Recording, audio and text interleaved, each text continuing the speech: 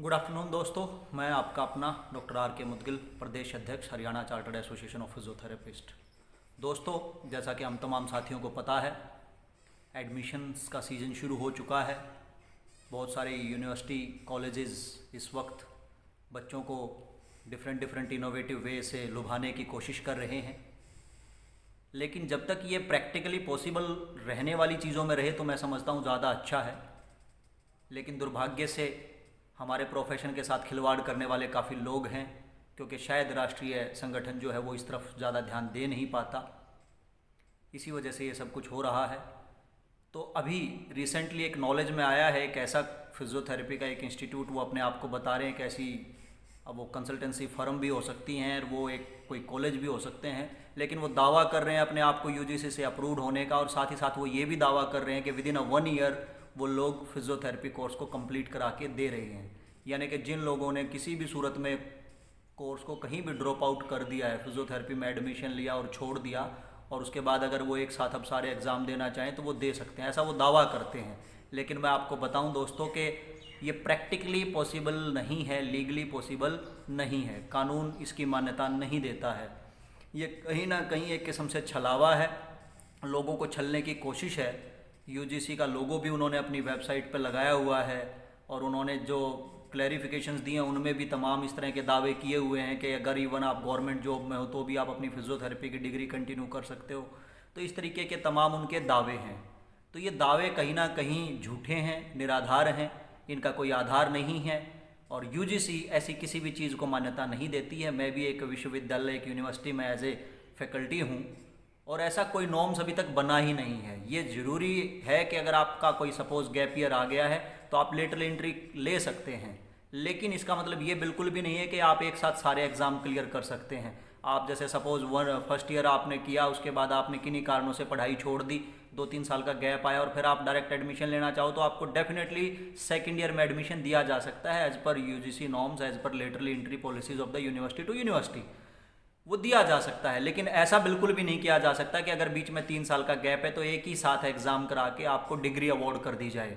तो ये एक निरी फ्रॉड है, ये बिग स्कैम, जो इनोसेंट स्टूडेंट्स हैं हमारे, उनको लूटने की कोशिश हो रही है। और अमूमन ये फिजियोथेरेपी के साथ ही बार बार ऐसा क्यों होता है? क्योंकि जहाँ तक मैं समझता हूँ कि जो हमारे राष्ट्रीय संगठन है वो अपनी जिम्मेवारी सही से नहीं निभा रहे हैं।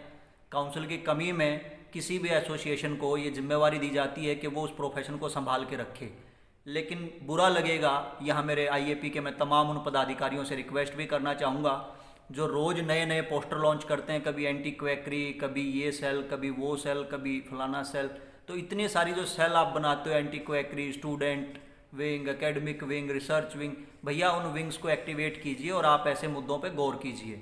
दूसरी चीज़, मैं हरियाणा आईएपी के पर्टिकुलर अधिकारियों से ये बात कहना चाहूँगा, और ख़ासकर नेशनल के भी जिनकी दिलचस्पी पूरी हरियाणा में हो चुकी है, तो मैं ऐसे तमाम साथियों से रिक्वेस्ट करता हूँ कि इस देश में हरियाणा के अलावा भी बाकी बहुत सारे स्टेट हैं। अच्छा है आप लोग पूरा दिलो जान से हरियाणा में घुसे हुए हो, काम करना चाह रहे हो। खैर, काम तो हम नहीं मानते कि आप करना चाह रहे हो, कहीं ना कहीं वो रुकावट ही पैदा कर रहे हो, लेकिन कोई बात नहीं, आपके तरफ से अगर वो काम भी है तो बड़ा अच्छी बात है, आप कोशिश कर रहे हो। लेकिन ये जो कॉलेज जिसका अभी मैं जिक्र कर रहा हूँ, मैं आपके साथ ये स्क्रीनशॉट भी साझा कर रहा हूँ, मेरी स्क्रीन पे आप देख भी सकते हैं, तमाम इस तरह की चीज़ें हो रही हैं, और ये अपने आप को जो है दिल्ली में होने का दावा करता है। तो दिल्ली भी ज़्यादा दूर नहीं है, और दिल्ली में तो मैं कहता हूँ काउंसिल भी है फिजियोथेरेपी की। तो प्लीज़ मेरी रिक्वेस्ट है आईएपी से, दिल्ली में ध्यान दें इन तमाम चीज़ों पर।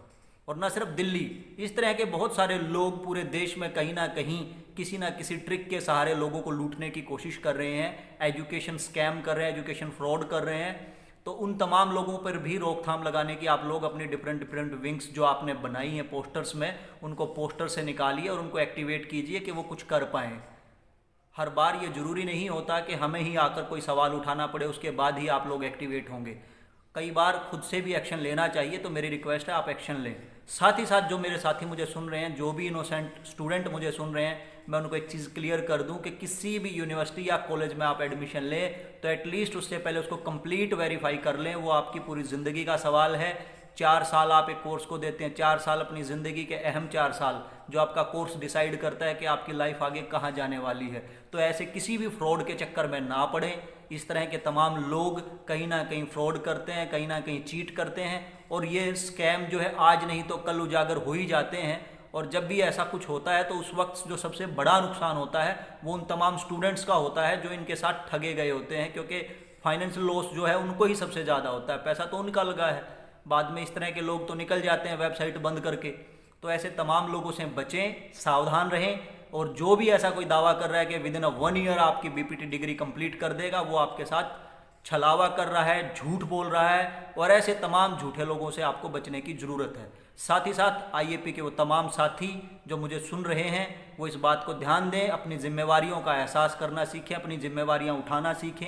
ये ज़रूरी नहीं कि हर बार किसी भी फिजियोथेरेपिस्ट को आपको आके जगाना पड़ेगा, कभी खुद से भी जागिए और ऐसे लोगों पर लगाम लगाइए, क्योंकि ये आपके प्रोफेशन को गंदा कर रहे हैं, ये आपके प्रोफेशन के साथ खिलवाड़ कर रहे हैं, और बतौर एक राष्ट्रीय संगठन ये आपकी जिम्मेवारी बनती है कि आप ऐसे लोगों पर लगाम लगाएं। अगर आपको ज़्यादा डिटेल किसी भी साथी को चाहिए, अगर एक्शन करने का कोई मूड है, तो मेरे से आप वो नंबर से, आपको मेरा पता ही है, तो आप वो डिटेल ले सकते हैं, मैं आपके साथ साझा कर दूंगा। स्क्रीनशॉट में बेसिकली मैं उसका पूरा नाम और डिटेल इसलिए नहीं डाल रहा हूँ क्योंकि मैं किसी की भी ब्रांडिंग नहीं करना चाहता हूँ, और किसी गलत चीज़ की तो बिल्कुल भी नहीं। तो दोस्तों, इसी के साथ अलविदा। जय हिंद, जय फिजियोथेरेपी। सतर्क रहें, समझदार रहें, प्रोफेशन आपका है, उसको गंदा होने से बचाने की जिम्मेवारी भी आपकी है। किसी दूसरे के भरोसे ना रहें, कोशिश करें कि अपनी आवाज़ खुद बने। जय हिंद, जय फिजियोथेरेपी।